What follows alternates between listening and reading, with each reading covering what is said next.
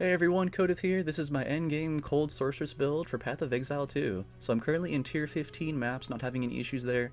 This is kind of where I'm at the moment. This is early access, so as we get like some more support gems and changes, I will be open to making some tweaks to this build in the future. But just kind of wanted to showcase where we're at right now and how this build looks and how it plays.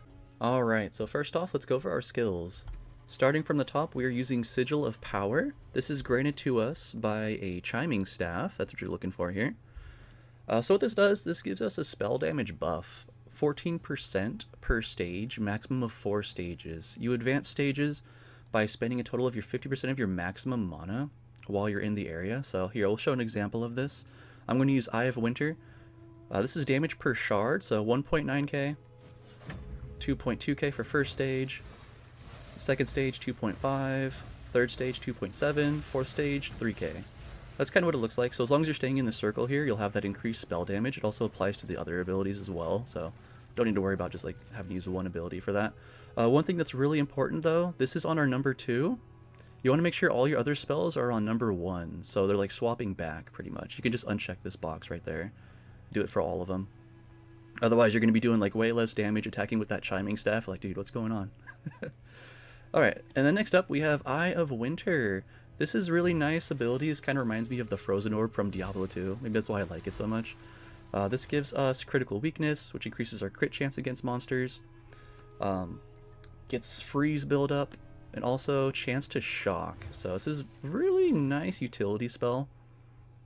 We have Arcane Tempo on here, increased cast speed, Glaciation for freeze buildup, Frost Nexus. Whenever we freeze an enemy, we get chilled ground. So once this goes over chilled ground, it gets that like frost effect pretty much, which is really nice.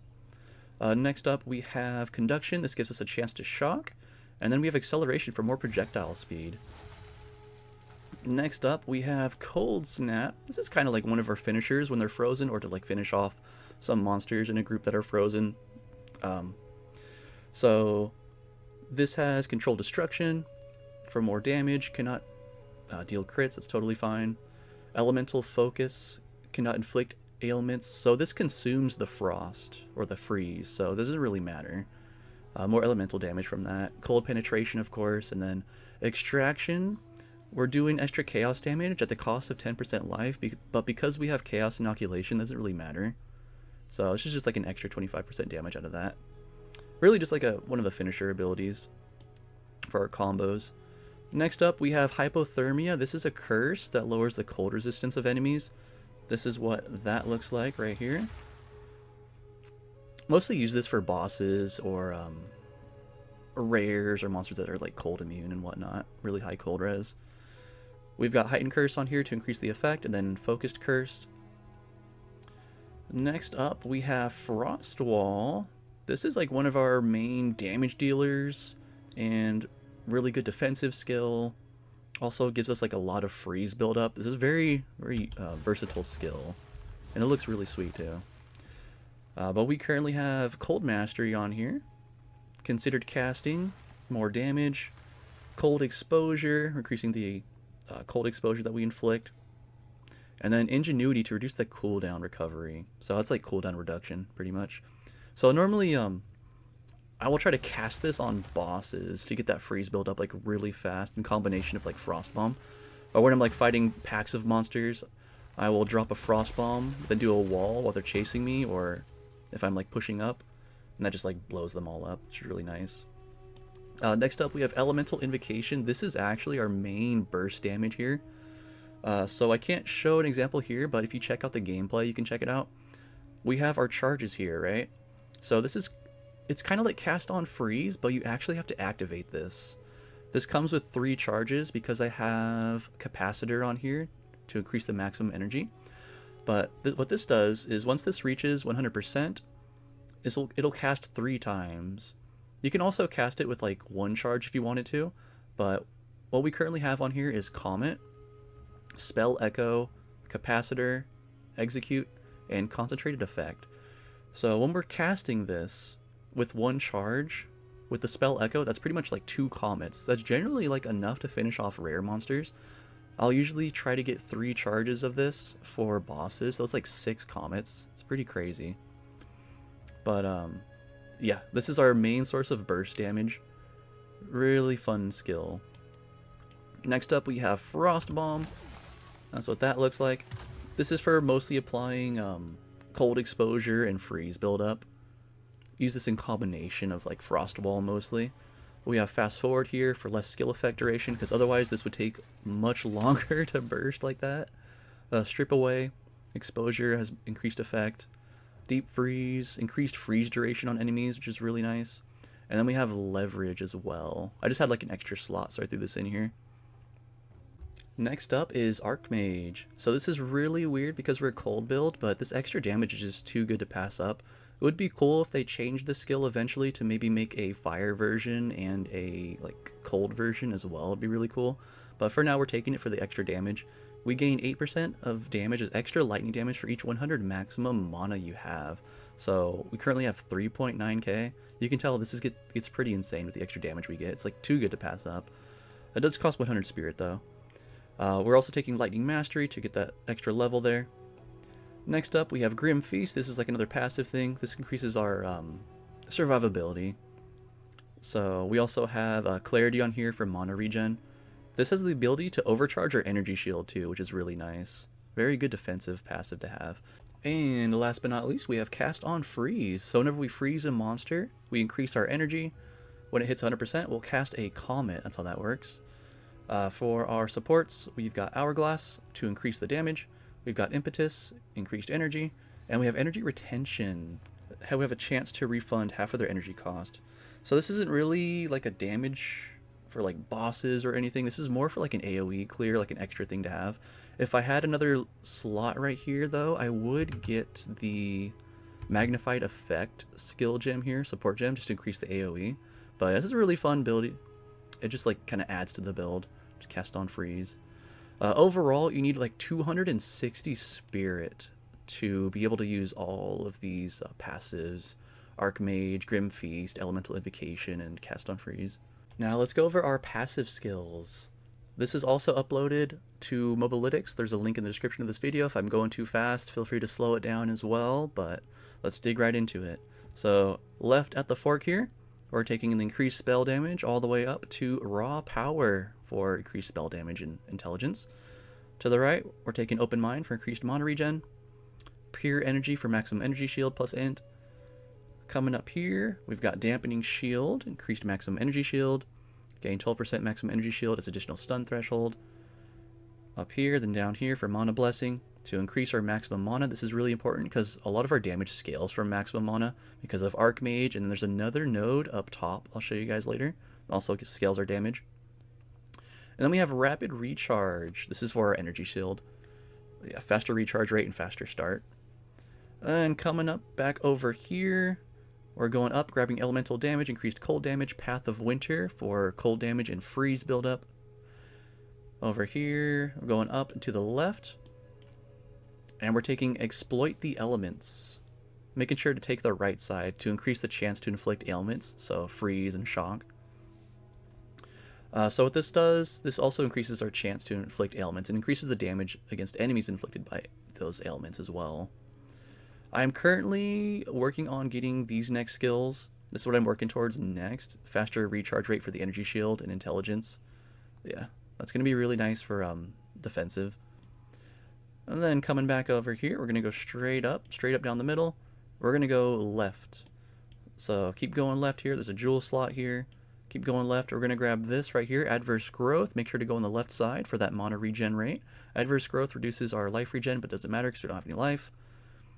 And 20% of damage taken recouped as mana. So really helpful defensive passive note to have there. We're skipping this. We're going to go right around here and grab Mind Over Matter.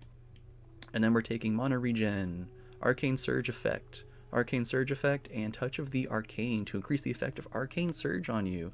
Arcane Surge is part of the Stormweaver Ascendency. This increases our cast speed and our mana regen, as you can see right here. And then coming up here, we're grabbing that jewel. Back down this way, we're going to the left. We've got elemental damage, and all natural for more elemental damage, and all elemental resist, 5%. And coming back this way, we're grabbing the increased maximum energy shield mana regen, mana regen, energy shield, and then calibration for that increased energy shield and increased maximum mana. That's another one of those important nodes, increased maximum mana. You want to look for those. And then we're taking this jewel right here since we're in the area. Alright, back to the middle at the crossroads here. We're going up, straight up, and we're grabbing cold damage, freeze buildup, endless blizzard for increased level of cold skills. That 7 and 4% is coming from this jewel right here. Increased cold damage, glaciation, damage penetrates cold resist, increased cold exposure effect. And we have inescapable cold for that more increased freeze buildup and freeze duration on enemies, and then cold damage right here too. Going over to the right, we're going to grab, I'll go down this way first. We're going this way for increased mana regen, raw mana to increase our maximum mana again by 12% at the cost of increases to the mana cost of skills. Then we're going down this way for increased mana regen, and this is the arcane intensity, so 3% increased spell damage per 100 maximum mana. So that's why you want to stack mana, arcane intensity plus archmage. Then coming down this way, we've got Eldritch Battery, converts all energy shield to mana. And we're going down this way, down here, just to grab that jewel. And from here, we're going to the right. Ingenuity for plus 25 intelligence. Up top here for increased energy shield and patient barrier. 60% increased energy shield at the cost of a slower recharge rate. I think this is worth it. It feels worth it to me. I've been using it, have no issues. And we're coming up this way, up north. We've got reduced skill effect duration, because we mostly want forthcoming here for that increased cooldown recovery rate. But the reduced skill effect duration is really nice for our frost bomb here. Really helpful for that. It does have a negative consequence though. So like Sigil of Power, this has like reduced skill effect duration, but that's why we take persistence on that. And then coming down this way, we got another jewel. Coming down here, we are taking Chaos Inoculation. So maximum life becomes 1, as you can see here, but we're immune to chaos damage, so we don't have to worry about chaos resist at all. Just have to worry about the elemental resists. Then coming up here, we've got triggered spell damage, energy, meta skills gain energy. This is energy like energy gain rate, pretty much. Energy, and then energize, 25% chance to trigger skills to refund half energy spent. So really helpful for our like cast on freeze, for example. That'll proc like way more often. Then coming down this way, we're going over here to the left for cold damage and heavy frost for that increased freeze buildup and hits ignore non-negative elemental resist of frozen enemies. Down over here, we've got thin ice for even more freeze buildup and increased damage against frozen enemies. That's why making sure to freeze enemies is like very important with this build. Then coming down this way, we've got another jewel down over here, and lastly, we are taking energy, and dynamism. Increased damage if you triggered a skill recently. Meta skills gain 50% increased energy, so that's also like increased recovery rate. And then going down to our Ascendency, I haven't gotten my 4th yet, but this is what I would take. What we currently have, we're going on the left side here. Mana, increased mana, Arcane Surge. So yeah, this is Arcane Surge like I mentioned before. We got increased cast speed and more mana regen. Increased maximum mana, very important. And then Force of Will, 1% increased effect of Arcane Surge on you per 15% maximum mana. So a lot of our build scales with mana, which is very nice. Going up to the left, or to the right, we've got Elemental Damage, increased Elemental Damage. Scouring Winds, exposure you inflict lowers the affected resistance by additional 20%. So that's really nice. If I were to get the 4th Ascendancy though, I would probably go Heavy Snows. I haven't tested it out yet, but this is what I was thinking here. Otherwise, this might be nice for defensive. I tried Elemental Storm. I wasn't really into it. But yeah, it was going to be either this or this, I was thinking. Next up, let's go over our gear. So first off, we have a Chiming Staff. This grants us our Sigil of Power here, like so. Automatically swaps when you use it. Next up, we have our Wand. So you want increased spell damage or increased cold damage. You want maximum mana. It's very important. Level of cold skills or spell skills is nice. Increased hit chance is also cool for spells. Intelligence as well. We also have a Scepter, an Omen Scepter, I will add. This grants us level 18 Malice. So Malice is just like an aura that inflicts critical weakness for 4 seconds. It's actually pretty nice. Actually a little passive source of critical weakness. I have increased spirit on this. Increased maximum mana is very important, and increased mana regen rate. For our helmet, you're looking for energy shield, maximum mana, resistances, rarity if you can find it. It gets very expensive. You're mostly on these defensive gear. You're trying to like balance between resistance and rarity and like energy shield and mana. For our amulet, we have Everlasting Gaze. We allocated Volatile Catalyst to this though. This increases our area of effect and our cooldown recovery rate, which is very nice. And it wasn't too expensive either for Volatile Catalyst. I actually had the stuff on me. I didn't have to buy anything. For our rings, you want to get maximum mana if you can get it. Increased res, rarity if possible. As you can see, I don't have much rarity on this right now, but I'm working on it. For other ring, resistance, mana. Yeah, rarity if you can get it. Very important. For our chest piece, energy shield, spirit is very important. I will reiterate, you want 260 spirit for this build to work. Resistances are nice, stun threshold as well. For our gloves, energy shield is nice, maximum mana, very nice. Rarity, resistance as well. Boots, you definitely want movement speed as much as you can get. Energy shield, maximum mana, rarity, and resistance as well. For our belt, I have ingenuity. This increases our bonuses from the equipped rings, but I just got this recently. I was using this for like the longest time though. Yeah, 2 extra charm slots is really cool. Resistance, stun threshold. Although this would be nicer if it had resistance and mana, but that's kind of where we're at. For our charm, I've got a thawing charm. This is very important. It charges per second as well. There's a lot of freezes in this game. Don't really care about the life flask. I'd probably just take this off, to be honest. We got our mana flask though. Increased charges per second is very important. Alright, we just showed off our skills, our passives, and our gear. Now let's show off some gameplay.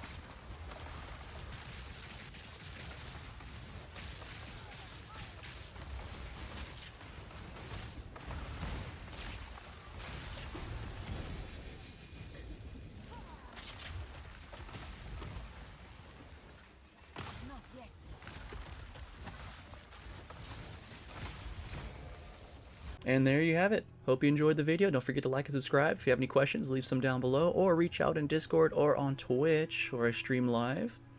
And yeah, take it easy, everyone. Peace.